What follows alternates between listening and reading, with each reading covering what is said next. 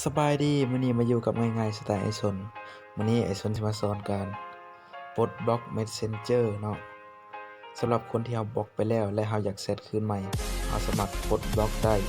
บางคนก็เป็นแล้วก็สามารถกดผ่านได้เลยแต่ผู้ใดยังบ่เป็นก็มาเรียนรู้ไปนำกันดังนั้นเราทราบไปกันเลยขั้นตอนแรกกดเข้าที่ Messenger แล้วเข้าไปที่เพจตัวที่เราบล็อกเนาะตัวอย่างเพจนี้เป็นเพจอีกหนึ่งเพจของไอซนได้บล็อกไว้แล้วก็กดไปที่เลิกบล็อกกดเข้าไปเลยสิเขียนอ่านตัวถึงสุดเนาะมันสิเขียนว่าเลิกบล็อกบน Messenger เอาก็กดเข้าไปเลยนั่นมี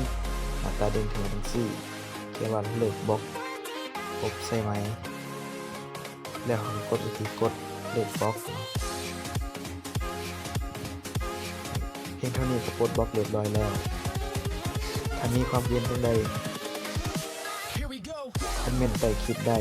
และอย่าลืมกดไลค์กด Subscribe ให้ไอซนเด้อเพียงเท่านี้จบแล้วบ๊ายบายพบกันคลิปหน้า